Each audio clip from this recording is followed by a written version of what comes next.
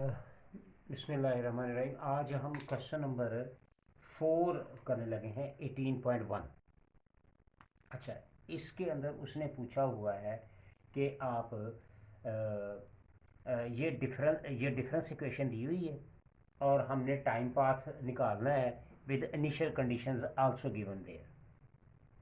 First of all, in time path we have to calculate yt is equal to yp plus yc। हमें ये find करना है। इसका मतलब सबसे पहले हमें पर्टिकुलर इंटेग्रल निकालना पड़ेगा, फिर कंप्लीमेंट्री इंटेग्रल निकालना पड़ेगा। अब पर्टिकुलर इंटेग्रल के लिए हमारे पास तीन कंडीशंस हैं। ये देखो, ये तीन केसेस हैं, डिफरेंट केसेस।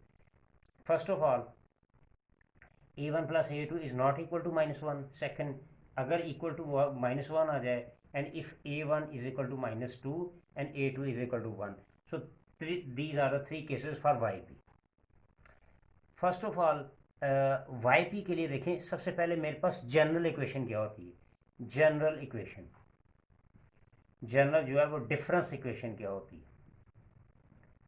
डिफरेंस इक्वेशन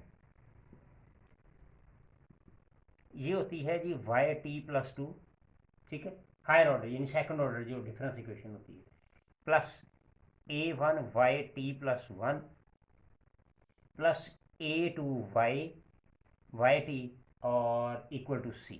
ये मेरे पास डिफरेंस इक्वेशन होती है, ठीक है जी। अच्छा, अब इस डिफरेंस इक्वेशन के लिए हमें क्या करना पड़ेगा, हमें yp सबसे पहले हमें कैलकुलेट करना पड़ेगा। अच्छा, उस yp को कैलकुलेट करने के लिए हमें सबसे पहले देखो, जो हमें गिवन कंडीशन दी, जो गिवन इक्वेशन दी हुई है, ये गिवन इक्वेशन, इसको जनरल इक्वेशन के साथ कंपेयर कर लेंगे। हम इसको कंपेयर कर लेंगे, तो जब कंपेयर करेंगे तो मुझे नज़र आ रहा है कि a1 जो है, a1 मेरे पास क्या आ रहा है 3, a2 मेरे पास क्या नज़र आ रहा है, a2 आ रहा है जी -7/4, और c मेरे पास क्या आ रहा है 9 आ रहा है। तो ये तो हमें इंफॉर्मेशन मिल गई जो हमें क्वेश्चन दिया हुआ था। अब आपने सबसे पहले ये चेक करना है क्या इन दोनों को सम करने से -1 आता है या नहीं आता है, ठीक है।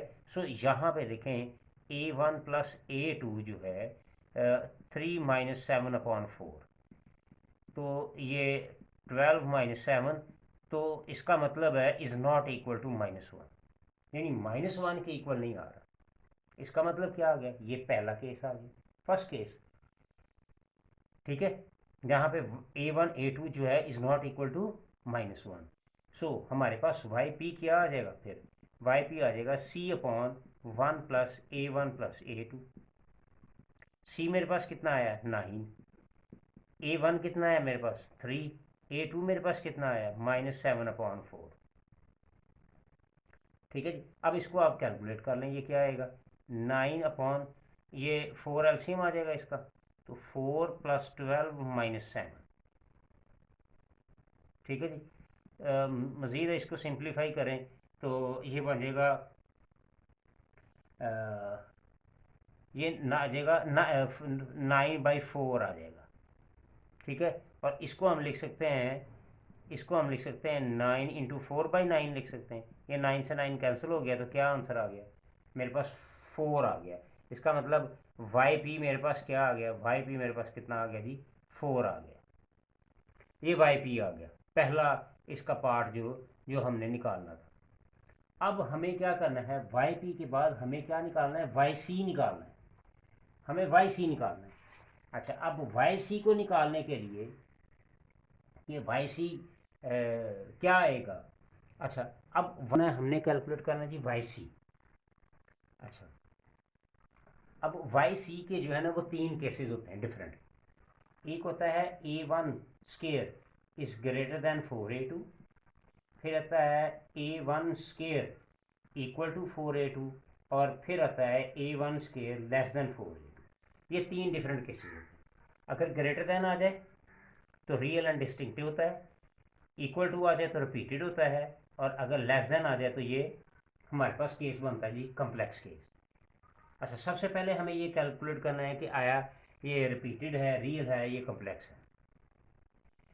देखें, अच्छा अब a1 और 4a2, a1 कितना था मेरा 3, 3 का स्केयर 4, a2 कितना था -7/4, तो ये 9 आ गया और ये इससे कैंसिल हो गया, -7 आ गया। इसका मतलब ये ग्रेटर देन, इसका मतलब क्या है, ये पहला केस क्या बनता है, ये ग्रेटर देन का केस बन रहा है। अच्छा, जब हम ये ग्रेटर देन का केस बनेगा तो मेरे पास जो वाई सी आएगी, वाई सी, उसको कैलकुलेट करने के लिए मैं क्या करूँगा, सबसे पहले करेक्टरिस्टिक रूट्स निकालूंगा। सो करेक्टरिस्टिक रूट्स, करेक्टरिस्टिक रूट्स, अब वो करेक्टरिस्टिक रूट्स क्या होते हैं, वो होते हैं जी b1 b2 that is equal to -a1 plus minus a1 square -4a2 और अपॉन में 2 आएगा। अच्छा, अब इसके अंदर ये वैल्यूज पुट कर दें, देखिए ज़रा, -a1 की वैल्यू कितनी थी, मेरे पास 3 थी, सो -3 आ गया, ये 2 अपॉन में वैसे लिख देते हैं प्लस माइनस। अच्छा, अब a1 क्या है, -3 का स्केयर करेंगे तो ये -3 का स्केयर -4, a2 कितना आया -7/4 और ये रूट में आ गया। अच्छा, अब ये क्या आ गया जी, -3 प्लस माइनस ये 9 हो गया, ये 3 का स्केयर 9 हो गया और ये कैंसिल होकर ये +7 आ गया, अपॉन में कितना आ गया 2 आ गया, तो ये आ गया -7 -3 अपॉन प्लस माइनस, ये बन गया 16, 16 का रूट लेंगे तो 4 आ जाएगा, 2 आ जाएगा। अब इनको हम सेपरेट कर लेंगे, यानी प्लस वाला सेपरेट कर लेंगे, माइनस वाला सेपरेट कर लेंगे। जब प्लस वाला सेपरेट करेंगे तो मेरे पास b1 का आंसर आ जाएगा 1/2, और जब नेगेटिव वाले को सेपरेट करेंगे तो b2 का आंसर आ जाएगा -7/2। ये दो आंसर आ जाएंगे, यानी b1 मेरे पास आ गया 1/2 और b2 मेरे पास क्या आ गया -7/2 आ गया। अच्छा, अब yc जो होता है, देखिए ज़रा, yc को हम क्या करेंगे, yc की चूँकि रियल और डिस्टिंक्टिव केस है, तो यहाँ पे हम ज़रा yc देखें, ज़रा कैलकुलेट करते हैं हम yc आएगा जी a1 b1t plus a2 b2t, ये मेरे पास आ जाएगा। अच्छा, अब यहाँ पे मेरे पास क्या आया, a1 वैसे लिख दिया क्योंकि मेरे पास कोई वैल्यू नहीं है, b1 की वैल्यू हमने 1/2 निकाली है, इसकी पावर t, और a2 भी मेरे पास नहीं है और b2 की वैल्यू क्या है -7/2 और इसकी पावर t, तो ये मेरे पास आ गया जी yc आ। अब हमने निकालना क्या है, yt, यानी कि टाइम पाथ निकालना है। सो yt किसके बराबर होता है, yp प्लस yc, तो हम इसको लिख लेते हैं a1 plus 1/2 power t plus a2 -7/2 t, और yp की वैल्यू कितनी आई थी, हमारे पास 4 आई थी, तो ये 4 आ गई, तो ये मेरे पास आ गया जी, ये क्या आया, ये yt का आंसर आ गया मेरे पास, yt का आंसर आ गया। अच्छा, अब देखें ज़रा गौर से देखें तो हमें इनिशियल कंडीशन दी हुई है, ये इनिशियल कंडीशन दी हुई है। इनिशियल कंडीशन का मतलब ये है कि अब इस ये जो हमारे पास है, इसको हम जनरल सोल्यूशन का नाम दे देते हैं कि ये जनरल सोल्यूशन आया जी।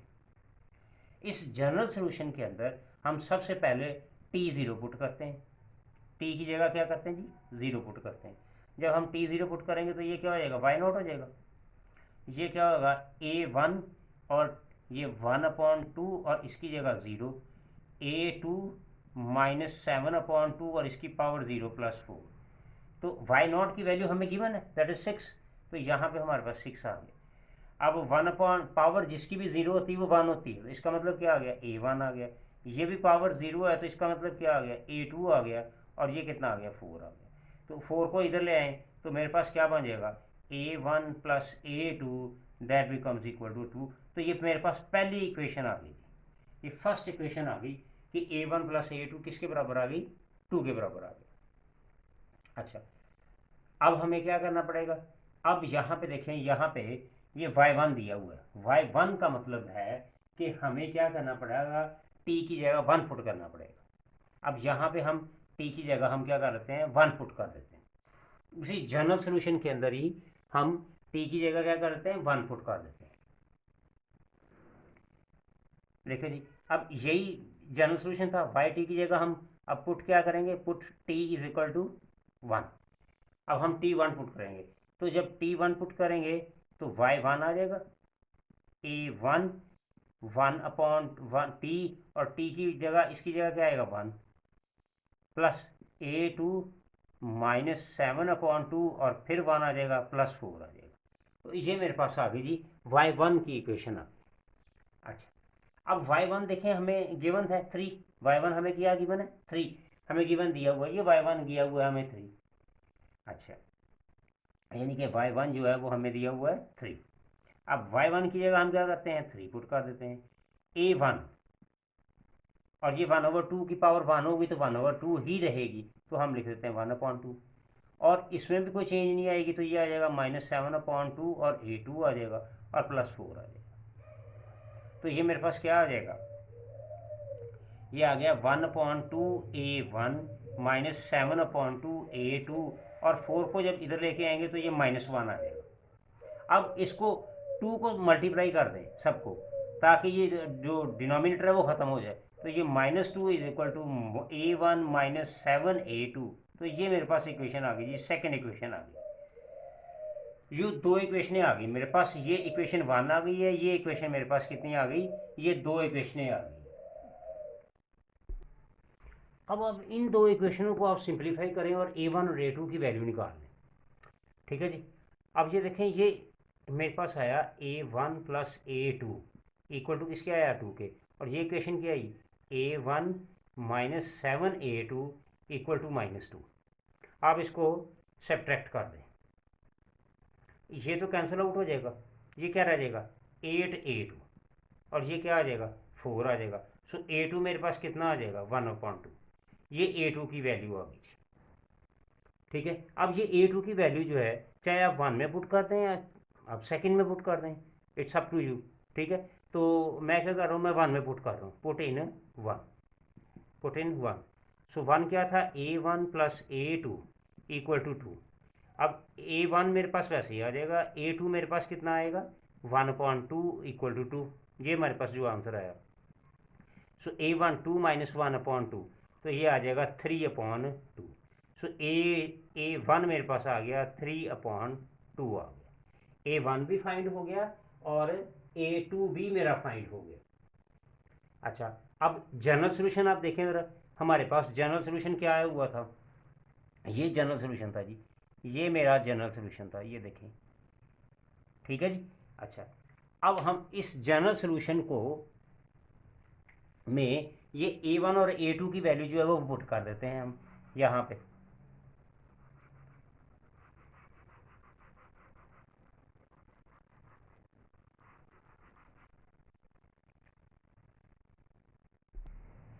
अब देखिए ज़रा, मेरे पास A1 का आंसर आया 1/2, मैं यहाँ पे ये जनरल सोल्यूशन आया था, इसमें पुट करता हूँ।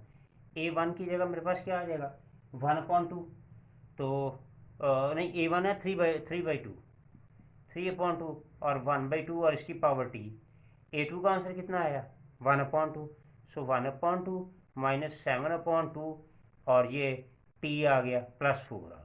तो ये मेरे पास आ गया जी टाइम पाथ आ गया, जो कि उसने पूछा हुआ था कि आप हायर ऑर्डर डिफरेंस इक्वेशन का टाइम पाथ निकालें। जी, इसी का अब हम सेकंड क्वेश्चन करने जा रहे हैं। अच्छा, अब इसमें देखें ज़रा, इसको अगेन अगर हम जनरल इक्वेशन से कंपेयर करें तो ये A1 मेरे पास आएगी -2, और A2 मेरे पास 2 आ जाएगी, और ये C जो है वो 1 आ जाएगा।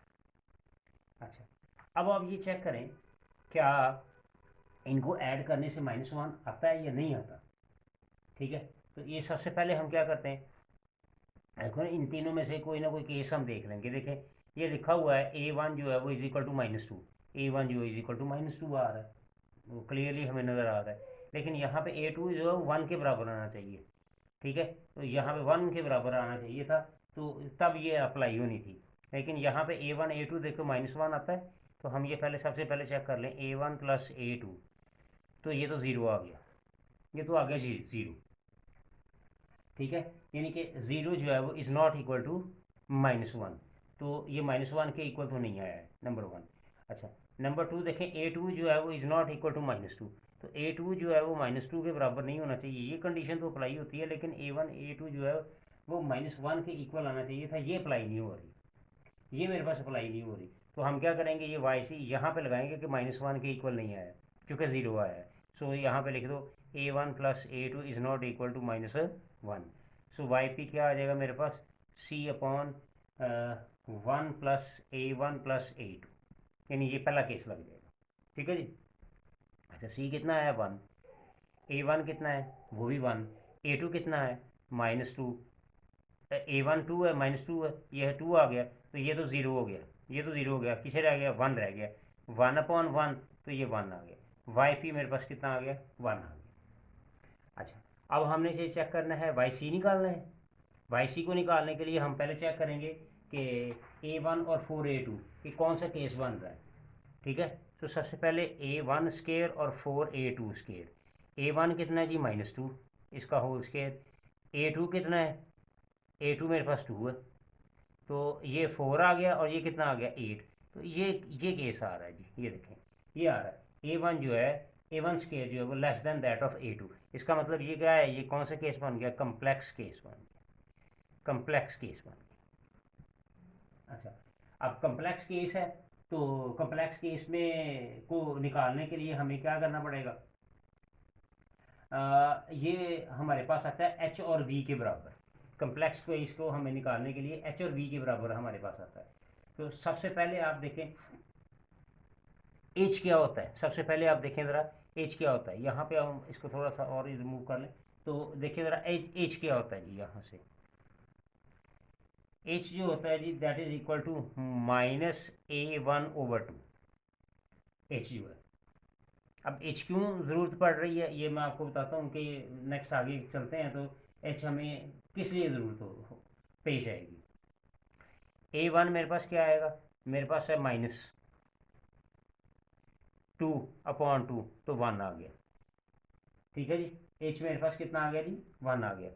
इसी तरह से अब हमें निकालना पड़ेगा V होता है जी 4A2 -A1²/2, ये होता है जी V।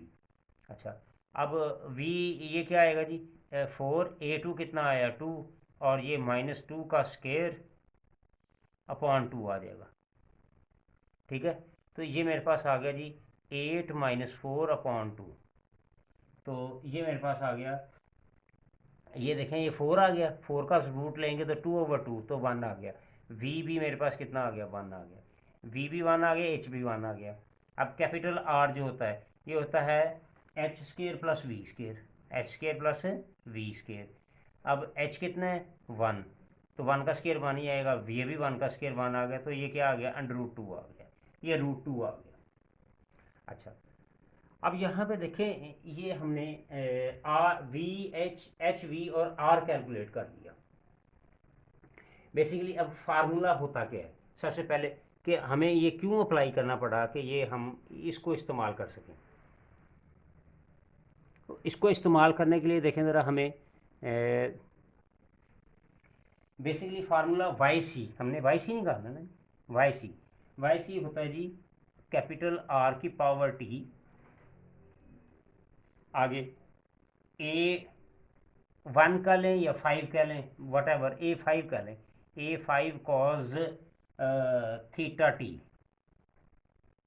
Plus A6 sin θt, ये मेरे पास आ। ठीक है, आप इसका सब्सक्रिप्ट ना भी लिखें, बस ए और ए लिख लें, बस A1 A2 लिख सकते हैं, वो भी लिख सकते हैं। अब देखें R ये हमने कैलकुलेट कर लिए √2। अब R को कैलकुलेट करने के लिए H और V चाहिए था, वो हमने ऑलरेडी कैलकुलेट कर लिया हुआ, तो इसलिए हमें ये H और V की वैल्यू जो है वो R को निकालने के लिए कैलकुलेट करना पड़ा था। अच्छा, अब मेरे पास आ गया cos थीटा, ये है cos थीटा। अब cos थीटा जो है that becomes equal to H/R। H मेरे पास कितना आया 1, R कितना आया √2, ये निकला हुआ यहाँ पे, ये निकला हुआ। तो यहाँ पे हमने एंगल निकालना है, तो ये क्या आ जाएगा, theta is equal to cos inverse 1/√2, और ये इसकी वैल्यू होती है जी 45 डिग्री। ये 45 डिग्री के बराबर होता है, या इसको आप कह लें 45 कह लें या π/4 कह लें। इसी तरह से अब हम निकालेंगे साइन थीटा। साइन थीटा क्या होता है? वो होता है V/R। V1 आया, कैपिटल R2 आया, अगेन उसी तरह से थीटा आ गया साइन इनवर्स 1/√2। ये भी 45 के बराबर होता है, that is equal to π/4। That is equal to π/4। अब आप देखें यहाँ पे हमारे पास सारी वैल्यूज जो है वो वाई सी की निकल आए। वाई सी क्या आ गया? ये R क्या है? √2, और इसकी पावर क्या आई है? T I. ये √2 और इसकी पावर टी आ गई। नेक्स्ट A5 वैसे लिख देते हैं। अब कॉज और थीटा जो एंगल आया वो मेरे पास कितना है? π/4। π/4 टी प्लस A6 साइन π/4 और टी। तो ये मेरे पास आ गया जी वाई सी।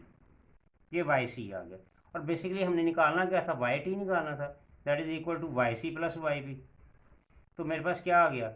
√2 इसकी power T A5 cos π/4 T plus A6 sine π/4 T, और हमारे पास वाई पे कितना आया था? वो 1 आया था।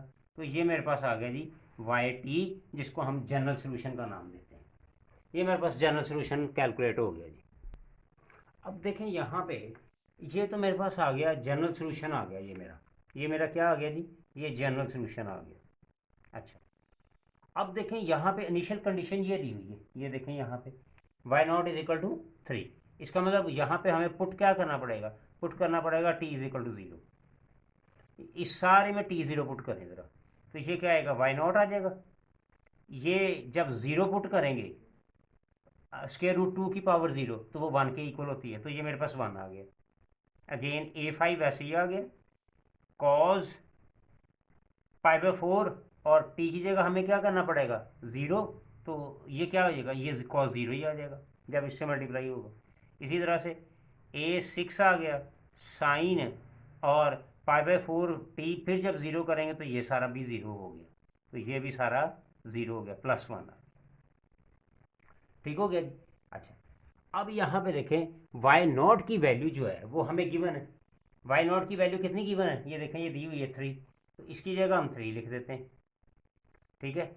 अच्छा, कॉस 0 जो होता है वो 1 होता है, और साइन 0 0 होता है। साइन 0 0 होता है, कॉस 0 क्या होता है? 1। तो ये क्या रह गया? A5 रह गया।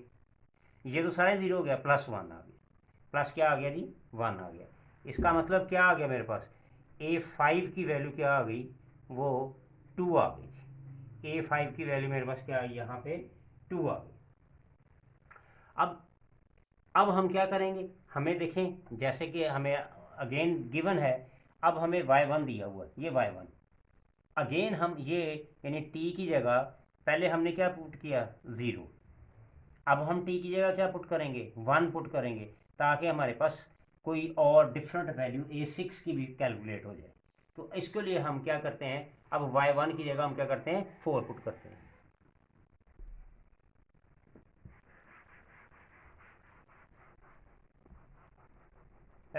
अब ये जो जनरल सोल्यूशन हमारे पास आया, ये वाला जनरल सोल्यूशन, अब यहाँ इस t की जगह हम क्या करेंगे? 1 पुट करेंगे, क्योंकि हमें गिवन कंडीशन क्या है? y1। तो इस तरह हम यहाँ पे क्या करते हैं? t की जगह हम क्या करेंगे? t इज इक्वल टू 1 हम करते हैं, put t is equal to 1। अच्छा, अब यहाँ पे जब पुट करेंगे तो ये y1 आ जाएगा। यहाँ पर √2 की पावर 1 आ जाएगी, √2 और इसकी पावर 1 1 ही आएगी। यहाँ पे फिर क्या आएगा? जब 1 पुट करेंगे तो π/4 आ जाएगा, तो ये आ गया A5 cos π/4। Next plus A6 sine, again π/4 रह गया, चूँकि t1 है तो π/4 रह गया, और +1 आ गया। अब यहाँ पे इसकी वैल्यूज़ आप पुट कर दें ज़रा। देखें, अगर हम गौर से देखें तो हमारे पास A5 की वैल्यू गिवन है, दैट इज इक्वल टू 2। ठीक है, तो यहाँ पे हम पहले A5 की जगह हम 2 पुट कर देते हैं। cos π/4 जो होता है वो होता है 1/√2 प्लस A6 वैसे ही आ जाएगा, ये भी 1/√2 होता है और +1 आ गया। ठीक है जी, यहाँ से ये √2 आ गया, यहाँ से 1/√2 कॉमन है, तो यहाँ से √2 कॉमन ले लिया, क्या रह गया 2 + A6 +1, ये कैंसिल आउट हो गया। सो y1 जो आ गया वो मेरे पास क्या आ गया, A6 और 2 और 1 कितना हो गया, A3 हो गया। ठीक है, और हमें देखें y1 की कंडीशन क्या दिया हुआ, 4 दिया हुआ, तो y1 की जगह हम क्या कर देंगे, 4 कर देंगे, तो इसकी जगह 4 आ गया, A6 + 3। सो A6 मेरे पास कितना आ गया, A6 आ गया जी 1 आ गया, A6 मेरे पास 1 आ गया, A6 भी आ गया, A5 भी आ गया।